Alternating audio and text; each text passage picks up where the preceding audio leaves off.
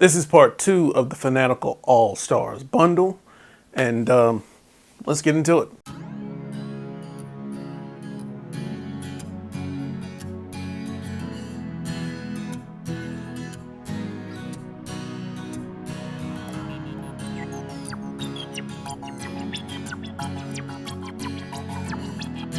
Hey guys, how's it going?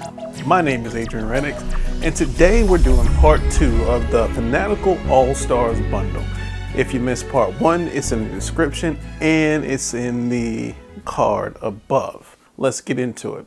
Now, remember, these are just initial impressions. I play these games about 30 to 40 minutes a piece and then just give you my thoughts on each one of these. So the 6th game of this series, the first game of this video, is a game called Dirt Rally. Dirt Rally is a racing game where you are a rally driver. Now, for years I've been seeing these rally cars in Europe and they're sliding and rolling, and I thought that would be very fun. This is a very realistic game. It's not a game like my favorite racing game of all time, Burnout Revenge. This game takes skill. So I got in the game. It doesn't use any of the same controls that you're used to using as far as the WASD thing. So I'm sitting there just not going anywhere. I'm like, what's going on? So I had to go and check and see how to even start moving the car. Once I got going, the gameplay is extremely realistic. I spent most of my time off-road or crashing. I couldn't control the car. And I was like, man, this is something wrong with my keyboard, or is something wrong with I thought it was the keyboard issue. So I went and got my controller, and that didn't help either. Dirt Rally is a game that takes the real and turn it into virtual. It takes what it's actually like to be a rally car driver and puts it in your hands. It is a very difficult game. I didn't even make it around the track. I ended up doing too much damage to the car and I couldn't continue. Another thing that threw me off was this British guy is saying things. So I'm sitting there just driving and, you know, looking. There's these things popping up and this guy is saying things. I'm like, 80. huh? Okay. Left 6. What? Into right 4 tight, don't cut. What the guy was yelling out are what's called pace notes. And pace notes are supposed to help you navigate the track, you know, how fast you're supposed to go through a curve, if there's a bump ahead, or if you need to put a little more turn into, or you need to slide out a little more in a turn or whatever. This game, if you're not a fan of rally and you don't know about rally, you have to learn how to play this game. So you need to go through a tutorial and practice and practice and practice of this game. I've never had a game where I had to keep on practicing and practicing just to get around the track one time. This game is for people who like a challenge and people who love racing or wants to get into something that's similar to Forza and Gran Turismo, which is another realistic driving game that I don't like the realistic driving games. I like the ones where I can get in there, cause a little havoc, you know, not really worried about precision and just drive. But this game is a really good game. On Steam, this game gets a 9 out of 10. The cost is $19.99.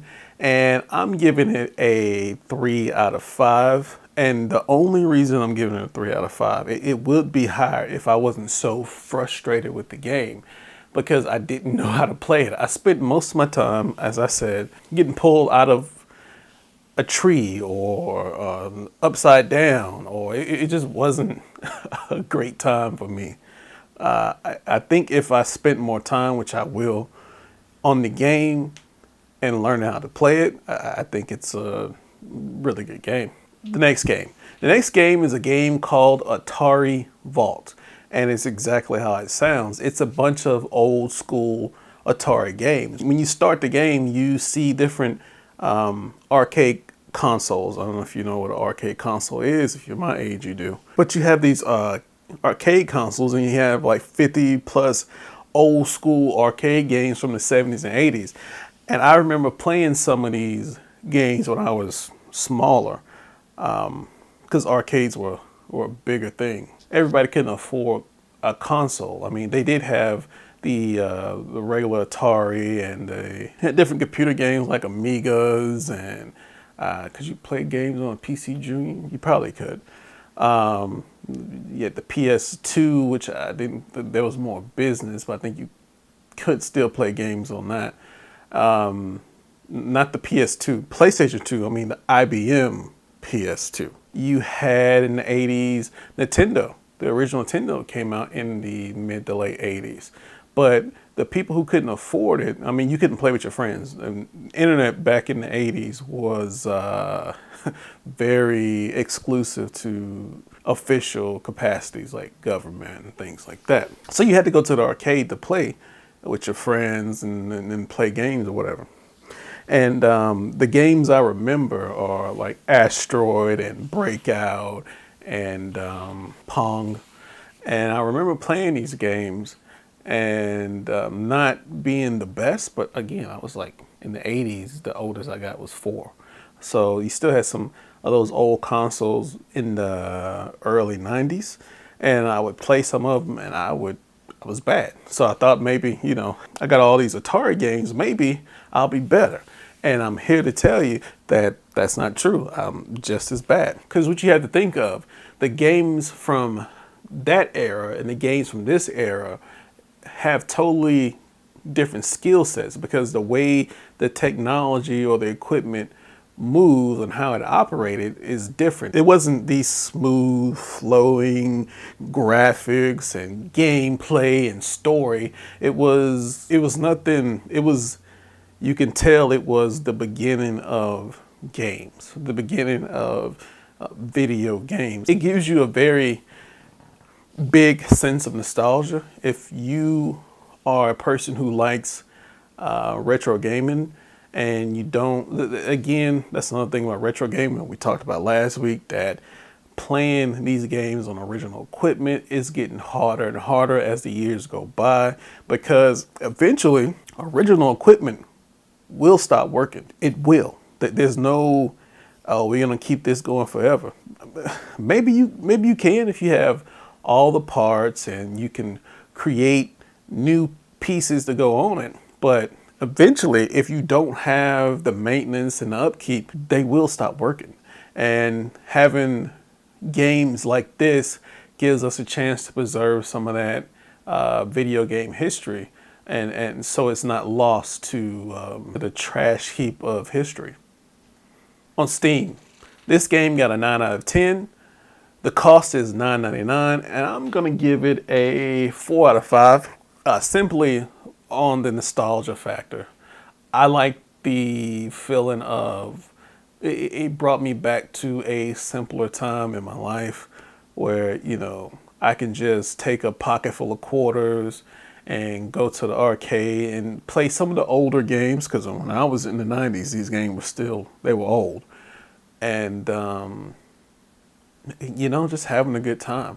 I didn't have a lot of friends, but I mean, it was good. The next game is a game called Pony Island. Pony Island is a game, it starts off with this sweet opening where it's purple and yellow background, and these ponies come in, and you're like, oh man, it's a cute game. And you click on it, and it gets black and white and sinister, and it reveals itself to be a suspense puzzle game. So when you start the game, you hit start, keep hitting start, nothing happens, and it errors out. I was like, man, I just broke this game. So I exit out, and I restarted the game again, and it kept breaking. I did this like 4 or 5 times. I was like, man, what is going on with this game? I went to the options menu. I didn't see anything. I didn't click anything because I didn't want to hurt anything. So I went to YouTube, and I was like, what is up with this game? Am I doing something wrong? Is it like some of these other games? Like I had to put special parameters in, and then me not really thinking, this is the part of the game. You have to make the game work as far as in-game stuff. So you have to go into the options and click a bunch of stuff, and it's a suspense puzzle game. And that's why you have to do that. So you get into the game and you realize this is a game inside of your game called Pony Island. So you get in there and you play, and it's pretty simple. You get through it, and it's fantastic. Then, if you know about puzzle games, you need to click and move. So I stopped moving. It just went to the screen like, yay, you won. You want to do it again? I was like, it's got to be more to this than that. So I moved the window out the way, and it revealed a desktop. It's like, oh, okay. So I click in there, and this message pops up, and it's this program or being, I don't know what it is, saying that it's trying to escape the game. And then I'm guessing the other program, which is I guess the sinister evil program, is trying to, apparently they don't know about each other. They go back and forth telling you not to talk to anybody else. The other one's like, hey, who are you talking to, blah blah blah. And the evil, I'm just gonna call them program, tries to trap you into the game, and the other program tries to help you out. He says, oh, okay, so gets this little petty revenge on you, try to play Pony Island again, and you have, the game is significantly harder. So the other program helps you hack the game, and you go around just getting into the terminal and hacking the game. So you do that. It's really just a nice little puzzle game. It's not like a lot of suspense and horror games that use a bunch of, well, from what I played, a bunch of cheap scares or jump scares, like, whoa, wow, oh no, oh, I'm so scared. For what it is, a suspense puzzler, it is a fantastic game, Pony Island. On Steam, this game got a 10 out of 10, and the cost is $4.99, and I'm gonna give it 4.5 Adrians because it's a really good game. The next game is a game called SimCity 4. And if you're familiar with Sims or SimCity, this is the same vein. You play as a mayor. So it's similar to City Skylines, games like that. It's a city builder. And you go through the motions of building your city, make sure you have all kinds of infrastructure. It's just a regular city builder. But it has a early 2000s Sims flavor to it. You have your simoleons, and you have other classic Sims features like your characters, whenever they're mad or happy, the background changes colors. You have to, it's a city manager is what it is. It's nothing spectacular. Of course, the graphics are dated. It feels a little clunky because this was a game that was released in 2003. It's not like it was a game released today and it was kind of clunky and it didn't move the way you wanted to. I mean, it's kind of just stuck in that era. But as far as, I guess that would be a retro game because it's almost 17 years ago. It's an okay game. It's not my favorite builder. I much prefer City Skylines. But for its time, and if you're a fan of Sims or you're a simmer and you like the city building aspect of it, it's fine. Just like a lot of other Sims games, you can mod this game. I think that the modding aspect is what's gonna make this game more interesting because as it is now, it's just an okay game. It's a okay run-of-the-mill city builder. There's nothing great about this game. On Steam, this game got a 7 out of 10, and the cost is $19.99. I'm gonna give it, I don't know, 3 out of 5. It's okay, a little better than average. The next game is a game called Shopkeep II, and if you look at this game, the graphics are not great. I don't know if it's a stylistic choice or if the development team isn't big and that this is the easiest way for them to produce a game, but the graphics are not good. So what you're doing in Shopkeep 2 is you are pretty much a NPC, a non-playable character who sells goods and weapons and armor to adventurers. So if you ever play like a RPG and you go to the shop and you buy, you know, this cool sword or this hat that protects you from getting hit, you are the player providing that. I think as far as concept, it's a good concept. You know, how often are you playing an NPC character who helps adventurers? I think the concept is good. The execution is not. The controls are a little clunky, not as much as it looks like it should be. The tutorial is long, not as long as some games, but it seems like things that they could pop up a window while you're playing the game instead of having this whole separate tutorial. It just seems like it's not that great. So you pretty much, if you like buying furniture and sweeping and being a shopkeeper, entrepreneur, I mean, it's an okay game. It's repetitive, it seems, once you play the game for about, I played this game a little longer because the tutorial wasn't as clear as I thought it should be. Once you play this game 40 minutes to an hour, it starts to repeat itself. The most exciting part of the game is when somebody comes in and tries to steal it. You can chase them down and beat them and have them drop the item. That's it. It's nothing. It's a game. I wasn't impressed. On Steam, this game got a 6 out of 10. I think that's a little high. And the cost is $9.99. I give it 2 out of 5, Adrian. It's just not, I wouldn't play the game again. So let's add up the value of this $4.99 bundle and see if we got a good deal. 911 operator, $14.99.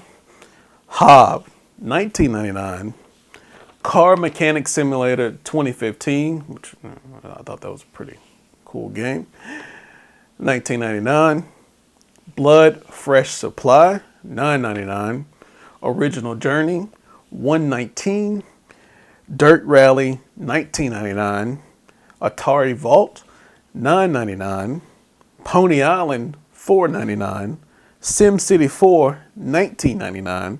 Shopkeep II, $9.99 for a grand total of $131.10. I think we did a great job of getting a great deal from this. But like other bundles, we have to, even though I chose the items in this bundle, what games would I play again and what games I wouldn't play again, and give our true value of what the value is to me. So out of all these games, the only one I would not play again is Shopkeep II.